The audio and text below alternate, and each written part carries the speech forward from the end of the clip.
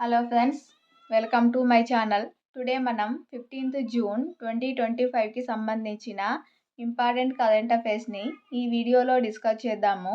మా ఛానల్ని కనుక ఫస్ట్ టైం చూస్తున్న వాళ్ళు ఉంటే వీడియోని లైక్ చేసి ఛానల్ని సబ్స్క్రైబ్ చేసుకోండి. అలాగే వీడియో కింద డిస్క్రిప్షన్లో మన టెలిగ్రామ్ ఛానల్ లింక్ ఉంటుంది, జాయిన్ అవ్వండి. టుడే ఫస్ట్ టాపిక్ చూసినట్లయితే జూన్ 15న మ్యాగ్నా కార్టా డే. నాటి ఇంగ్లాండ్ రాజు కింగ్ జాన్ ఎడ్వర్డ్ 1167-1216 విస్తృత అధికారాలను పరిమితం చేసేందుకు తెచ్చిందే మ్యాగ్నా కార్టా. సో మనం మ్యాగ్నా కార్టా అంటే మనందరికీ తెలిసిందే. ఇండియన్ పాలిటీలో మనకు చాలా ఇంపార్టెంట్, హక్కులకు సంబంధించిందే ఇది మ్యాగ్నా కార్టా. పౌరుల ప్రాథమిక హక్కులపై మొదటి లిఖిత పత్రం మ్యాగ్నా కార్టా. లాటిన్ భాషలో మ్యాగ్నా అనగా పెద్దది, కార్టా అనగా ఒప్పందం. మన రాజ్యాంగంలో ప్రాథమిక హక్కులు సూచించే 3వ భాగాన్ని ఆర్టికల్ 12 నుంచి 35 భారతదేశ మ్యాగ్నా కార్టాగా పేర్కొంటారు. ప్రాథమిక హక్కులను సూచించే 3వ భాగాన్ని భారతదేశ మ్యాగ్నా కార్టాగా పేర్కొంటారు. నెక్స్ట్ టాపిక్ చూసినట్లయితే న్యాక్కు IISA 2025 అవార్డులు. ISDA Infracon national awards. IINA 2025 విభాగంలో నేషనల్ అకాడమీ ఆఫ్ కన్స్ట్రక్షన్ న్యాక్కు 2 అవార్డులు దక్కాయి. Best skill development initiative in construction sector విభాగంలో ప్లాటినం అవార్డు.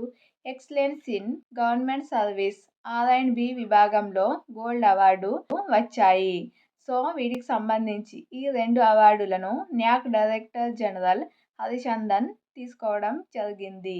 సో న్యాక్కు 2 అవార్డులు లభించాయి. అలాగే నెక్స్ట్ టాపిక్ చూసినట్లయితే కెనడా G7 సదస్సుకు మోదీ. ప్రధాని మోదీ 3 దేశాల విదేశీ పర్యటన ప్రారంభమైంది. 5 రోజుల పర్యటనలో మోదీ కెనడాలో జరిగే G7 శిఖరాగ్ర సదస్సులో పాల్గొంటారు. నైప్రస్, క్రొయేషియా దేశాల్లోనూ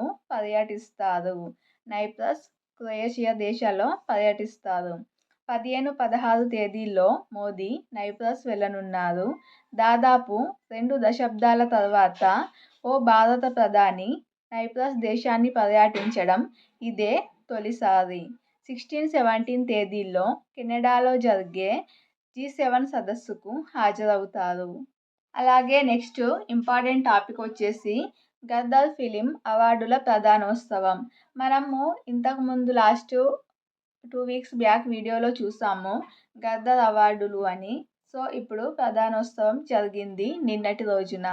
హైదరాబాద్లో హైటెక్స్ వేదికగా 14న జరిగిన గద్దర్ ఫిలిం అవార్డ్స్ 2024 కార్యక్రమంలో సీఎం రేవంత్ రెడ్డి పాల్గొన్నారు.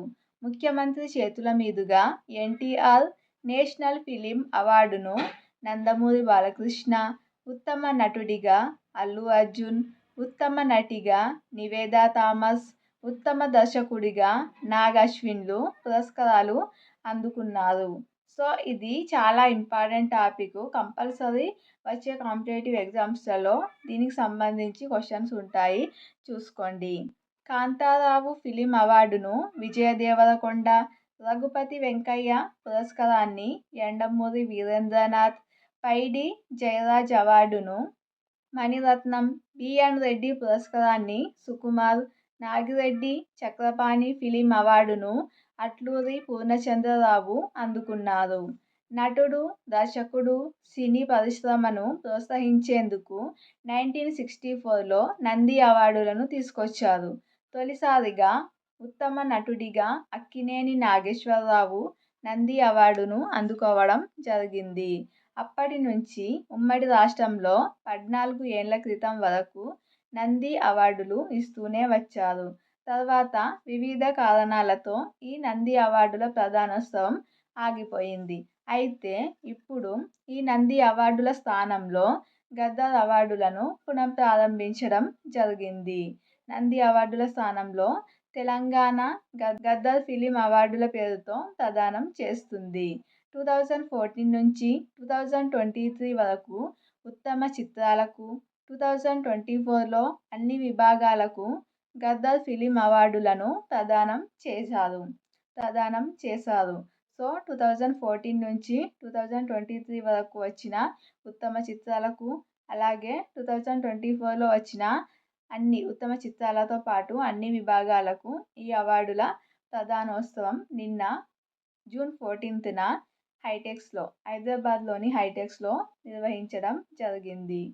అలాగే నెక్స్ట్ టాపిక్ చూసినట్లయితే ప్రపంచ టెస్టు ఛాంపియన్షిప్. దక్షిణాఫ్రికా ప్రపంచ టెస్టు ఛాంపియన్షిప్ WTC టైటిల్ను గెలుచుకుంది.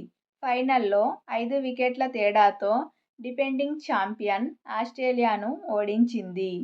మార్క్రమ్కు player of the match award లభించింది. దక్షిణాఫ్రికా కెప్టెన్గా తొలి 10 మ్యాచుల్లో బాఫుమా సాధించిన విజయాలు 9. మరో మ్యాచ్ డ్రాతో ముగిసింది. అలాగే దక్షిణాఫ్రికాకు ఇది వరుసగా 8వ టెస్టు విజయం. లాస్ట్ ఇయర్ నిరుడు వెస్టిండీస్పై గెలుపుతో ఆ జట్టు జైత్రయాత్ర మొదలైంది. ICC ఫైనల్లో ఆస్ట్రేలియా ఓడిపోవడం 15 ఏండ్లలో ఇదే తొలిసారి. చివరగా 2010 T20 ప్రపంచ కప్లో ఇంగ్లండ్ చేతిలో ఆస్ట్రేలియా ఓడిపోయింది.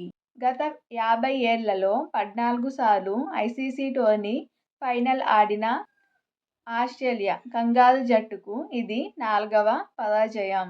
ఈ ప్రపంచ టెస్టు ఛాంపియన్షిప్లో ఎంత ప్రైజ్ మనీ ఉంటుంది అంటే విజేతకు, దక్షిణాఫ్రికా విజేత కాబట్టి విజేతకు 31.05 కోట్లు, రన్నరప్గా ఆస్ట్రేలియా నిలిచింది కాబట్టి ఆస్ట్రేలియాకు 18.63 కోట్లు, మూడవ స్థానంలో ఉన్న భారత్కు 12.42 కోట్ల ప్రైజ్ మనీ దక్కనుంది.